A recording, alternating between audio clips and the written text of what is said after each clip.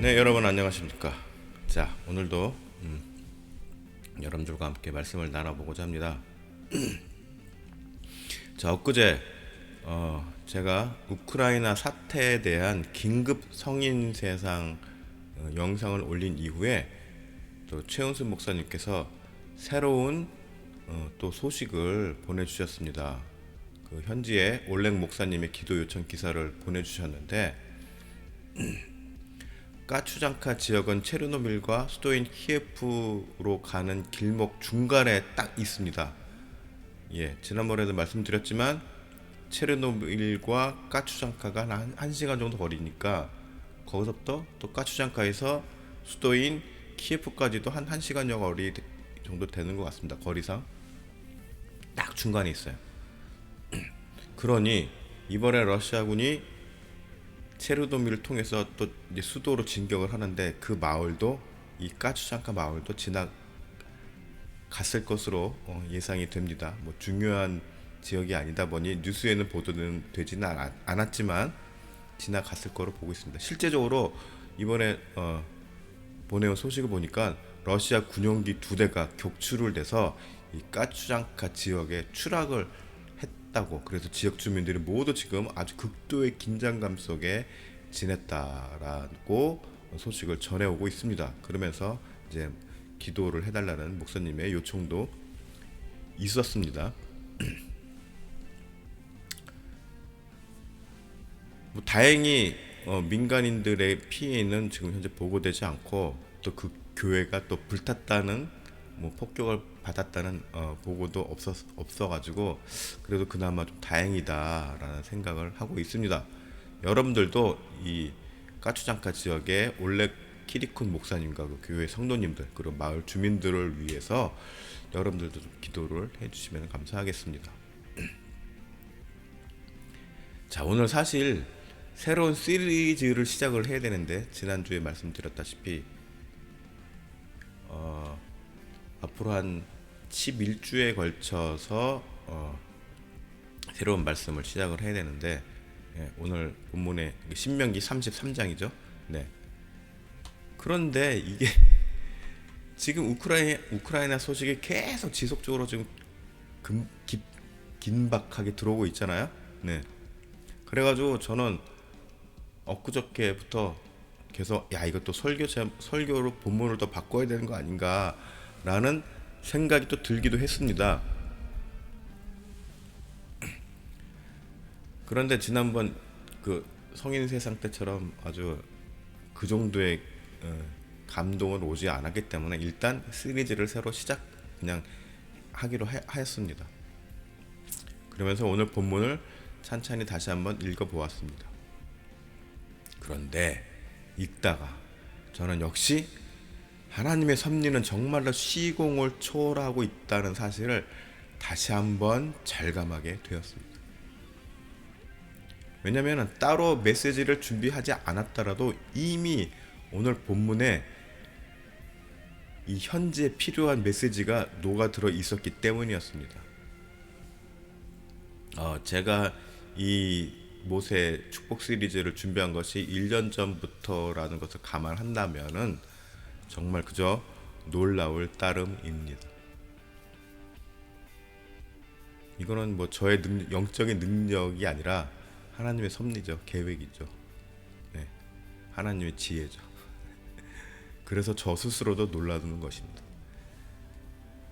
자, 앞으로 이제 다룰 이 신명기 33장의 말씀은 모세가 하나님께 축복을 비는 이야기 내용에 대해서 다루고 있습니다. 자, 이제 죽음을 앞둔 모세에게 12지파를 위한 축복은 일종의 유언이기도 합니다. 네.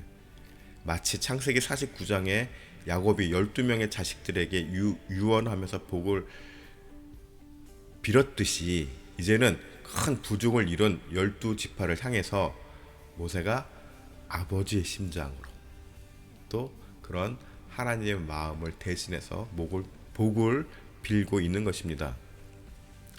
자, 오늘 주석가는 이 부분에 대해서 해석을 하기를, 이 모세의 축복은 하나님 앞에서 모세가 이스라엘을 변화하는 내용이라고 해석하기도 합니다. 뭐냐면은 이스라엘이 12지파가 참 많이 부족하고 모자른데 예, 부족한 부분이 참 못난 구석이 많습니다. 하나님께서 이거를 좀 대신 좀 커버해 주시고 잘 좀 봐주세요 라고 하는 청원이라는 것입니다. 자, 그런 것들을 감안해서 한번 오늘 본문을 보도록 하겠습니다. 오늘 본문 3절 상반절을 보면은 여호와께서 백성을 사랑하시나니 라고 말씀하십니다. 하나님께서는 자기 백성들을 사랑하시죠. 자, 저는 이 말씀을 묵상하면서 이런 상상을 해보았습니다. 머지않아 현실이 되겠죠. 제가 이제 임종을 앞두고 누워 있으면 제 자식들이 일가들이 모여서 저희 임종을 지켜보고 제가 그 가운데서 하나님의 축복을 자손들에게 하면서 손자녀들에게 하고 그런 모습들을 제가 한번 상상을 해보았습니다.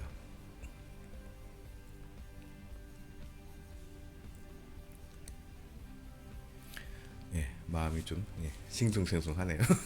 자, 창세기 49장 1절에서 2절 말씀을 보면은 야곱이 그 아들들을 불러 이르되 너희는 모이라 너희가 후일에 당할 일을 내가 너희에게 이르리라. 너희가 후일에 당할 일을 내가 너희에게 이르리라. 너희는 모여 들으라. 야곱의 아들들아 너희 아버지 이스라엘에게 들을지어다. 좀 주목해야 될 문장들 있죠. 너희가 후일에 당할 일을 너희에게 이르리라. 그리고 뭡니까? 너희는 모이라. 그리고 들어라. 이거죠. 오늘 신명기 33장인데 신명기 33장 5절 말씀에 보면은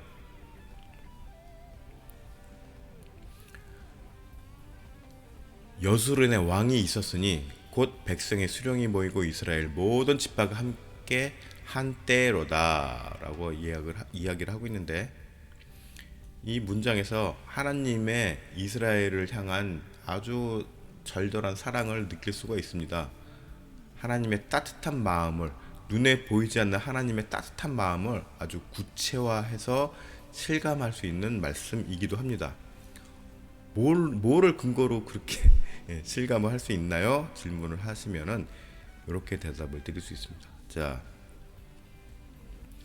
신명기 33장 5절 앞에 보면은 여수론이라는 단어가 나옵니다. 여수론의 왕이 있었으니, 자, 이 여수론이 곧 이스라엘을 말하고 있습니다. 자, 이 여수론이라는 이 말의 뜻은 올곧다, 바르다 이런 의미가 있습니다. 자, 여수론은 이스라엘의 또 다른 이제 별칭 같은 것이기도 한데, 자, 뭐냐, 이스라엘이 원래는 야곱이었죠. 야곱의 이름이 뜻이 뭡니까? 아시는 분 계신가요? 기억나시는 분? 네. 자, 주일학교 때 열심히 다녔던 분들. 네.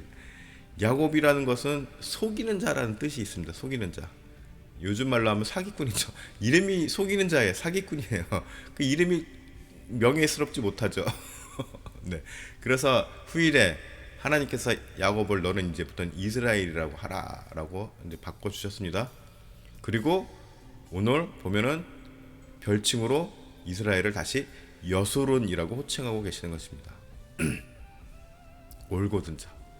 자, 야곱이라는 어쩌면 조금은 수치스러울 수 있는 명칭에서 이스라엘 여수론이라고까지 부르고 계시는 것입니다. 뭡니까? 이건 하나님의 배려죠. 네, 이스라엘을 향한 따뜻한 마음을 표출하고 있는 것입니다.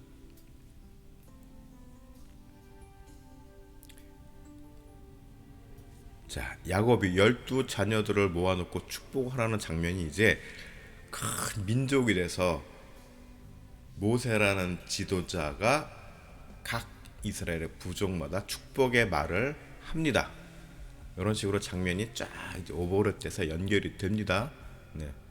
그리고 이 두 지도자 뒤에서 언제나 든든한 보팀목이 되어 주셨던 하나님의 사랑을 이스라엘이 그대로 전달받을 수 있었습니다. 자, 3절 중반절에 보면은 모든 성도가 그의 수중에 있으며, 그의 수중은 뭡니까? 하나님의 영향권 아래 있다라고 해석을 할 수가 있겠죠. 자, 성인 세상, 엊그저께 이틀 전 성인 세상에서 저는 우크라이나 전쟁에 대해서 전쟁은 여호와께 속한 것이니 라는 이 말씀에 대해서 여러분들과 함께 생각을 나눈 바 있었습니다. 자, 다시 한번 분명히 여러분들께 말씀드릴 수 있는 것은, 전쟁이 여호와께 속겠다는 것은 하나님께서 전쟁을 방관하신다는 것이 아니라, 전쟁을 방관하신다는 것이 아니라 인류가 전쟁을 일으켜요. 그럼 이 전쟁을 통해서 전쟁을 일으킨 권력자들, 그들의 욕심과 보다 큰 힘을 가지려는 세상 지배자들의 추악한 민낯을 드러내면서 그들의 몰락을 가속화하시는데 더 큰 목적이 있다는 것입니다. 자, 계시록 22장 11절 보면은 그러한 하나님의 근본적인 뜻을 더 확실하게 알 수 있습니다. 자, 요한계시록 22장 11절 보면은 불의를 행하는 자는 그대로 불의를 행하고, 더러운 자는 그대로 더럽고, 또 의로운 자는 그대로 의를 행하고, 거룩한 자는 그대로 거룩하게 하라. 이 말씀은 곧 어떻게 뭘로 연결됩니까? 너희의 기록대로 너희를 심판하겠다라는 말씀으로 연결이 되는 것입니다. 자, 인류의 역사를 보면은 하나님은 언제나 어떤 그 새롭게 부상하는 그 거대한 나라가, 민족이 있어요. 그 민족이 악해요. 그렇게 절대적인 악이 부상할 때 상대적으로 힘이 약한 악을 들어서, 선이 아닙니다. 상대적으로 힘이 연약한 악을 들어서 이 거악을 무너뜨리고, 또 이 약했던 존재가 다시 강해져서 새로운 악을 또 표출하려고 하면은 또 다시 새로운 상대적으로 약한 악을 들어서 이 거대해진 악을 무너뜨리는 그런 역사의 연속이었습니다. 잘 한번 인류의 역사를 한번 보시면, 이를 인류학자, 역사학자인 아놀드 토인비는 도전과 응전이라는 책을 통해서 역사를 또 이렇게 평가하고 있죠. 도전과 응전. 제가 대학교 1학년 때 이 사회학 교환 과목에서 들었는데 기억이 있는데 도전과 응전. 근데 하나님께서 그런 식으로 역사를 섭리해 오셨다는 말입니다. 자, 인류 역사에서 단 한 번도 하나님은 태생적으로 선한 세력을 세우셨던 적이 없었습니다. 그것은 이스라엘도 마찬가지입니다. 이스라엘 역시 하나님의 절대 기준에서 보면은 악한 존재였습니다. 그러나 하나님과의 언약도 있고, 또 인류를 향한 하나님의 메시지를 전달하는 도구로서 이스라엘을 선택했기 때문에, 그 이스라엘이 악한 행동을 하면은 어떡합니까? 때로는 때리시기도 하고 그러시면서 교육시키면서 인도해 오신 거죠. 지금까지. 지금도 이스라엘은 나라는 존재하고, 하나님은 지금도 이 이스라엘을 향한 약속을, 언약을 지키고 계십니다. 언제까지요? 주님께서 오실 때까지 지키신 것입니다. 그리고 이스라엘 안에서 지금 새롭게 그리스도 예수님을 믿는 개종자들이 늘어나고 있어요. 그래서 이스라엘 내부적으로도 지금 참 골치가 아픕니다. 정통 유대교 사이에서 기독교인들이 늘어나고 있어요. 뭡니까? 곧 예수님께서 오실 날이 다가오고 있다라는 것을 우리가 알 수 있는 것이죠.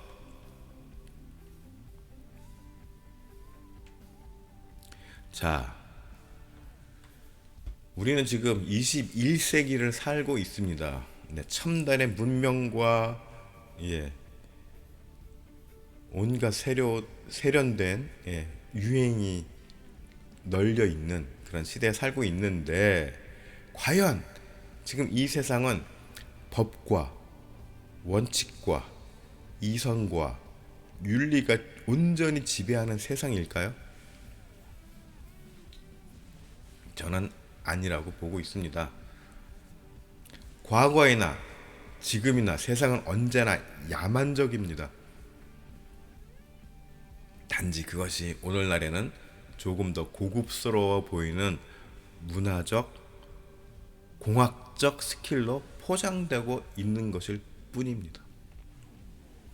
우크라이나 사태를 보면은 확실하게 알 수 있죠. 얼마나 세상이 야만적인지. 조금의 틈만 보이면은 이 야만성은, 인류의 야만성은 금방 표출이 되는 것입니다. 그렇기 때문에 이럴 때일수록 우리는 더욱더 성도로서의 정체성을 확고히 해야 하는 것입니다. 지금 현재 우크라이나 까추장카에 있는 교회 성도들처럼 정말 긴장하면서 기도로 하나님께 구하고 의지해야 합니다. 아유, 뭔 남의 나라 이야기라고 지금 당장 내가 갖고 있는, 보유하고 있는 주식 걱정, 부동산 걱정, 세계 경제 걱정을 할 때가 아니라는 말입니다. 3절 하반절에 보면은 주의 발 아래 앉아서 주의 말씀을 받는도다라고 되어 있는데, 자, 우리는 지금 현재 힘과 경제의 논리로서 모든 것이 판단되고 결정되는 세상을 아주 생생하게 목격하고 있습니다. 자, 우크라이나 전쟁이 지금 사실은 일어나지 않아도 되는 전쟁이 지금 일어나고 있는 것입니다. 왜요? 서방 유럽과 미국은 얼마든지 러시아 푸틴의 이 침공을 사전에 예방할 수 있었습니다. 어떻게 해요? 지금 이미 뒤늦게 막 뉴스에서 발표되고 있는 러시아 제재, 경제적 제재 이런 것들을 보다 더 강력하게 사전에 미리 먼저 선수를 쳤어야 합니다. 그리고 일각의 일부 보도에 의하면 푸틴과 그 지배 세력의 그 비자금, 엄청난 수백 조인가 뭐 하여튼간 그 엄청난 그 비자금이 유럽 서방의 모든 많은 은행에 지금 예치되어 있다고 합니다.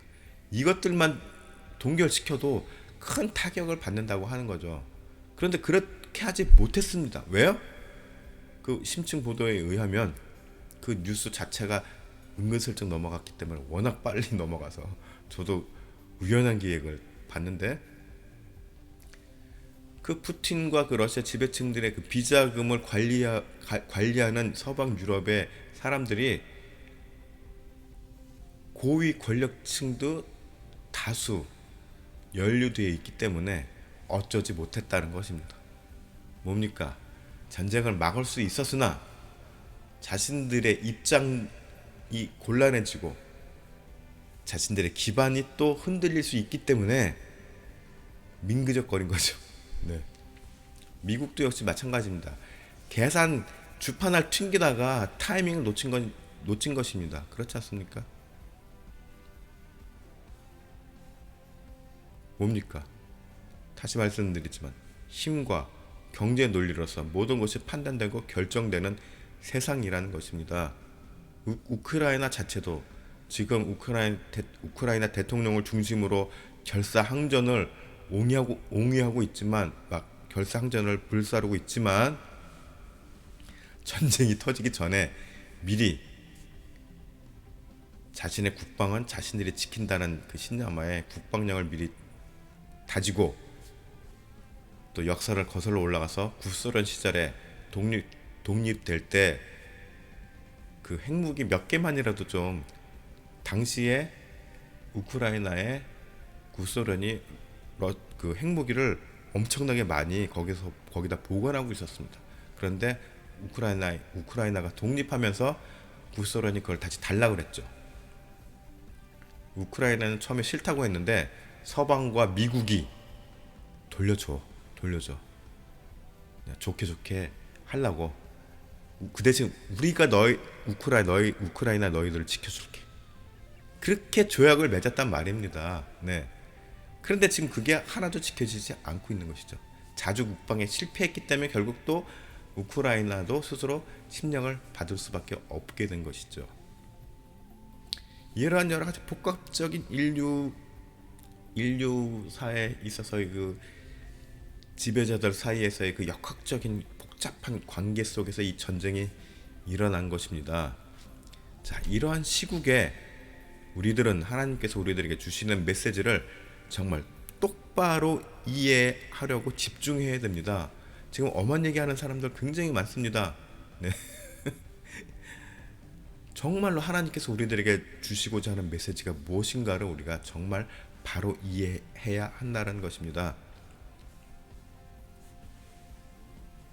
그리고 앞으로 12부족을 향한 모세의 축복의 기도를 통해서 하나님께서 인류에게 어떠한 메시지를 주시는지에 대해서 살펴보고자 하는 것입니다. 어쨌건 자, 지금 세계는 극도의 이기심과 정략적 정치적 판단은 구실로 혼란을 더 부추기고 있습니다. 예. 그리고 그 혼란의 틈을 타서 자신들만의 이익을 얻으려는 기득권들이 있습니다. 분명히 존재합니다. 이러한 때에 우리는 서로 말씀에 집중하면서 정말로 바른 하나님의 메시지를 듣고 우리 각자가 해야 할 사명들을 정확하게 수행하는 그런 지혜가 필요한 시기라는 것입니다. 여러분들 모두 이런 하나님의 지혜를 얻기 위해서 말씀에 집중하는 그런 시기가 되시기를 축복합니다.